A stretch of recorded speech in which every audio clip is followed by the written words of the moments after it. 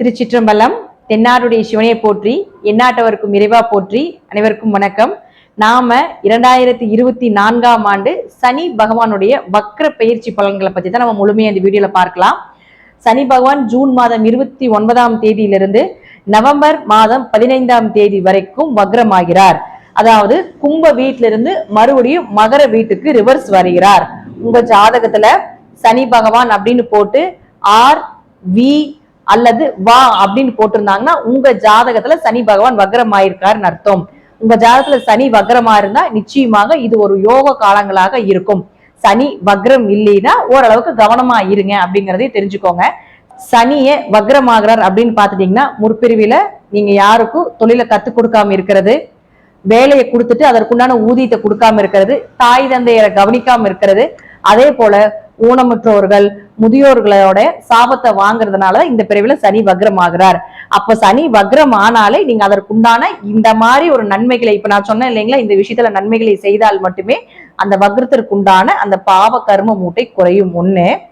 ரெண்டாவது, ஜூன் மாதம் 29ஆம் தேதியிலிருந்து நவம்பர் மாதம் 15ஆம் தேதி வரைக்கும் பிறக்கக்கூடிய குழந்தைகள் எல்லாத்துக்குமே சனி வக்ரமாக தான் இருப்பார். அதனால நீங்க ஆரம்பத்திலே வழிபாடுகள் மூலமாக நீங்க கண்டிப்பாக செயல்படுத்தி கொள்ளுங்கள். சனி பகவான் அப்படின்னாலே தேவாதி தேவர்கள் 33 தேவர்களும் பயந்து அஞ்சி நடுங்குவாங்க. சிவபெருமானே இளைய சனி காலகட்டங்கள்ல ஓடி ஒளிந்த காலம் அப்படிங்கிறது நமக்கு எல்லாத்துக்குமே தெரியும். மறுபடியும் அன்னபூரணி கட்ட அன்னம் வாங்கிதான் அவருடைய அந்த தரித்திரத்தை நீக்கி கொண்டார் அப்படிங்கிறது உண்மை. அதனால நீங்களும் இந்த சனி பகவானுடைய வக்ர காலத்துல கொஞ்சம் கவனமாக இருந்து செயல்படுத்தி கொள்ளுங்கள். சனி வக்ரம் ஆனாலே கோபமாகிறார் அப்படிங்கிறது அமைப்பு. ஏன்னா இங்க இருந்தாலும் அவர் இங்கதான் இருப்பார். ஆனாலும் இங்க வரும்பொழுது அவருடைய கோப பார்வை எல்லாத்து மேல படும் பொழுது நீங்க எந்தெந்த இடத்தை இந்த ஸ்டார் போட்டிருக்கக்கூடிய கட்டத்துல என்னென்ன கிரகங்கள் இருக்கோ அந்த இடத்தில் இருக்கக்கூடிய உறவுகள் மூலமாகவும் அந்த இடத்தில் இருக்கக்கூடிய பாவகங்கள் மூலமாகவும் ஒரு பாதிப்பையும் ஒரு அனுபவத்தையும் நிச்சயமாக ஏற்படுத்தி கொடுத்து விட்டு தான் போவார். சனி தொழில்காரகன் அப்படிங்கிறதுனால யாருடைய ஜாதகத்துல சனி வக்ரமாகுதோ கடுமையா உழைப்பீங்க, ஆனா அதற்குண்டான ஊதியம் கிடைக்காது. அதே போல இப்ப பிறக்கக்கூடிய குழந்தைகளுக்கும் அதே போல அமைப்பு தான். சோ உங்களுக்கு மூளை செலவை மட்டும்தான், உங்க மூளைக்கு தான் வேலை. நீங்க கடினமா உழைப்ப போட்டீங்கன்னா உங்களுக்கு பெயர் புகழ் மதிப்பு அதற்குண்டான ஒரு ஊதியமும் நிச்சயமா கொடுக்க மாட்டாங்க. நீங்க முதல்லயே இதற்குண்டான சாபத்தை வாங்கினதுனால இது இப்படிதான் இருக்கும் அப்படிங்கறத தெரிஞ்சுட்டு உங்களுக்கு இப்ப ஒவ்வொரு ராசிக்கும் எந்த மாதிரி சனி பகவான் பலனை கொடுப்பாரு, இறுதியாக அதற்குண்டான பரிகாரங்கள் என்ன செய்தால் சனி பகவான் பிரீத்தி ஆவாரு அப்படிங்கறதையும் நாம இப்போ ஒவ்வொரு ராசி மூலமாக நம்ம பார்க்கலாம். கும்ப ராசிக்குண்டான சனி பகவானுடைய வக்ர பயிற்சி பலன்களை பார்க்கலாம். கும்ப ராசியை வரைக்கும் பார்த்துட்டீங்கன்னா உள்ளேயே, அதாவது சனி பகவான் அங்கேயேதான் இருப்பார், ஆனா வக்ரமா இருப்பார். அப்ப என்ன பண்ணுவாருன்னா ஒரு கட்டத்துக்கு இங்கேயும் பேசுவார், இன்னொன்னு பாத்துட்டீங்கன்னா மகரத்துக்கும் பேசுவார். இப்படி இருக்கக்கூடிய காலகட்டங்கள்ல இந்த கும்ப ராசிக்காரர்களுக்கு ஜென்ம சனியினுடைய பாதிப்பு 50% கொஞ்சம் குறைக்கப்படும். இதுதான் முற்றிலும் உண்மை. ஆனாலும் இங்க தொடர்பு கொள்றதுனால கொஞ்சம் விரைய செலவுகளும் உண்டு அப்படிங்கிறத காட்டுது. சோ கும்பராசிக்காரர்கள் இப்ப ரொம்ப ஸ்ட்ரகிளா இருக்கக்கூடிய ஒரு பீரியட். எதை தொட்டாலும் ஃபெயிலியர், பண வரவு இல்ல, தொழில் இல்ல, குடும்பத்துல பிரச்சனை, ஊரை விட்டு வெளியே இருக்கிற கணவன் மனைவிக்குள்ள பிரச்சனை, இப்படி நிறைய கும்பராசிக்காரர்களுக்கு போயிட்டு இருக்கு. ஆனாலும் இந்த வக்ரமாகி இந்த ராசிக்கு வரும் பொழுது ஓரளவுக்கு மன திருப்தியை ஏற்படுத்தி கொடுக்கக்கூடிய ஒரு காலகட்டங்களாக இருக்கும். இதுல நம்ம 2 கேட்டகரியா பிரிக்கணும். ஒண்ணு சனி வக்ரமானவங்க, இன்னொன்னு சனி வக்ரம் ஆகாதவங்க. அப்ப சனி வக்ரமான ஜாதகர்களுக்கு ஓரளவுக்கு முயற்சிகள் கைகூடும்.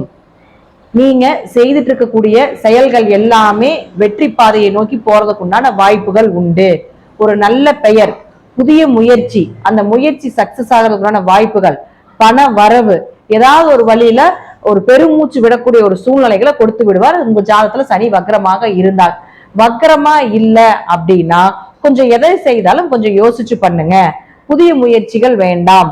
பெரியதாக எதையும் நீங்க செய்யாம இருக்கிறது கொஞ்சம் சிறப்பான விஷயமாக இருக்கும். ஏன்னா ஜென்ம சனியாக இருந்தாலும் கூட உங்க ஜாதகத்துல சனி வக்ரம் இல்லைன்னா கொஞ்சம் பார்த்து கவனமா செய்யுங்க. ஆனா ஆன்மீக வழிபாடு, இறை வழிபாடு, நல்ல குரு அமைவது, இதற்குண்டான வாய்ப்புகள், வீட்டுல ஏதாவது ஒரு சுப நிகழ்ச்சிகள் செய்யக்கூடிய ஒரு சூழ்நிலைகளை கூட கண்டிப்பாக இந்த சனி பகவான் இங்க வரும்பொழுது ஓரளவுக்கு செய்து கொடுப்பதற்குண்டான வாய்ப்பையும் கொடுப்பார். அடுத்து பாருங்க, பண வரவு அப்படிங்கிறது கொஞ்சம் வருவதற்குண்டான வாய்ப்புகள் இந்த கும்பராசிக்கு உண்டு. இது சனி வக்ரமானா செய்யக்கூடிய ஒரு பலன். இப்போ 3rd கேட்டகரி அப்படின்னு நம்ம எடுத்துட்டோம்னா இந்த ஸ்டார் போட்டிருக்கக்கூடிய கட்டத்துல எந்த கிரகங்கள் இருந்தாலும் அது சனி பகவானுடைய தாக்கத்துக்கு வந்துவிடும். அதன் மூலமாக ஒரு பாதிப்பும், அதன் மூலமாக ஒரு அனுபவமும், அதே போல பிற்காலத்துல அதற்குண்டான நன்மையும் நிச்சயமாக சனி பகவான் கொடுத்துட்டு போவார் அப்படிங்கறதுல மாற்றம் இல்லை. இப்ப கும்பராசிக்கு இங்க என்னென்ன கிரகங்கள் இருக்கு அப்படிங்கிற நமக்கு தெரியாது உங்க ஜாதக ரீதியா. ஆனா இருந்தாலும் எந்த இடத்தை தொடர்பு கொள்கிறார்களோ அதன் மூலமாக என்ன பலன் இருக்கும் அப்படிங்கறத நான் சொல்றேன். இப்ப கும்பராசிக்கு இந்த ரெண்டுக்கு உண்டான விஷயத்த நான் சொல்லிட்டு அடுத்தது பாருங்க 2ஆம் இடத்தை தொடர்பு கொள்கிறார். அப்ப 2ஆம் இடத்தை தொடர்பு கொண்டா கொஞ்சம் பேச்சுல கவனமா இருங்க, வாக்கு கொடுக்க வேண்டாம், ஜாமீன் கையெழுத்து போட வேண்டாம், கொஞ்சம் குடும்ப ஒற்றுமை குறைவதற்குண்டான வாய்ப்பையும் ஏற்படுத்தி கொடுத்து விடுவார். அடுத்து உங்களுடைய ராசிக்கு 3ஆம் இடத்தை தொடர்பு கொள்கிறதுனால கொஞ்சம் தைரியம் குறைவாகுவதற்குண்டான வாய்ப்புகள், உங்க கூட பிறந்தவர்கள் கூட உங்களுக்கு கொஞ்சம் கருத்து வேறுபாடுகள் ஏற்படுவது, புதிய முயற்சிகள் செய்யாம இருப்பது, இதெல்லாமே ஒரு சிறப்பான விஷயமாக இருக்கும். அடுத்து 6ஆம் இடத்தை பார்க்கிறார். 6ஆம் இடத்தை பார்த்தா கடன் வாங்கி ஏதாவது செய்யலாமா அப்படிங்கிற யோசனை, கடன் ஏற்படுவதற்குண்டான வாய்ப்புகள், ஏதாவது நோய் ஏற்படுவதற்குண்டான வாய்ப்புகள், ஒரு விரைய செலவுகள், வேலை செய்யும் இடத்தில் மறைமுக எதிரிகள், வேலையில சின்ன சின்ன பிரச்சனைகள், உத்தியோகம் சார்ந்த பிரச்சனைகளும் ஏற்படுத்தி கொடுத்து விடுவார். நீங்க எங்க வேலை செய்யறீங்களோ அந்த இடத்துல உங்களுக்கு தெரியாமையே இருக்கக்கூடிய எதிரிகளையும் காட்டி கொடுப்பதற்குண்டான வாய்ப்பையும் இந்த சனி பகவான் கொடுப்பார். அடுத்தது 7ஆம் இடத்தையும் பார்க்கிறார். அப்ப 7ஆம் இடத்தை பார்த்தா கணவன் மனைவிக்குள்ள கருத்து வேறுபாடுகள், அதே போல பார்ட்னர்ஷிப் போட்டு தொழில் பண்ணிட்டு இருந்தீங்கனாலும் ஒரு சின்ன சின்ன ஒரு மன சங்கடங்கள், வியாபாரத்துல கொஞ்சம் செழிப்பில்லாம இருக்கிறது, இதையும் ஏற்படுத்தி கொடுத்து விடுவார். அடுத்து பாருங்க 10ஆம் இடத்தை பார்க்கிறார். அப்ப 10ஆம் இடத்தை பார்த்தா தொழில்ல முன்னாடி இருந்த மாதிரி ஒரு வளர்ச்சி இப்ப கொஞ்சம் குறைவா இருப்பதற்குண்டான வாய்ப்புகள் உண்டு. ஏன்னா ஜென்ம சனினாலே உங்களுக்கு தொழிலே இருக்காது, தொழில பெரிய அளவுக்கு வளர்ச்சியே இருக்காது.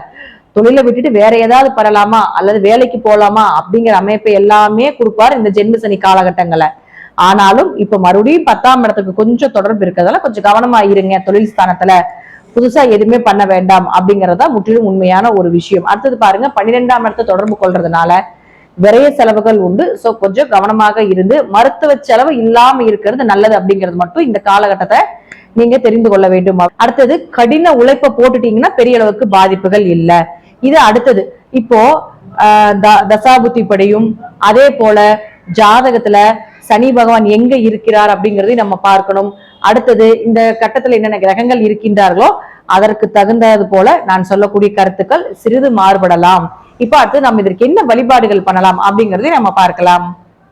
அப்போ சனி பகவான் பாருங்க 10, 11 தொடர்பு ஏற்படும் பொழுது கடினமான உழைப்பு இந்த காலகட்டத்துல நீங்க செய்யும் பொழுது நிச்சயமாக உங்களுக்கு நல்ல லாபத்தை கொடுக்கும்.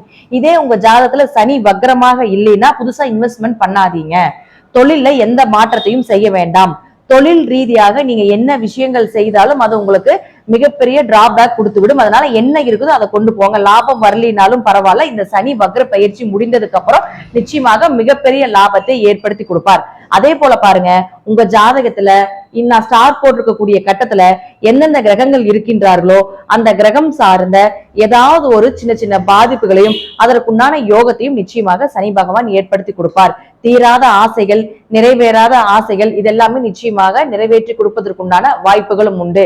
அதே போல 2ஆம் திருமணம், 11ஆம் இடம் அப்படிங்கிறது 2ஆம் திருமணம் அப்படின்னு சொல்றோம்.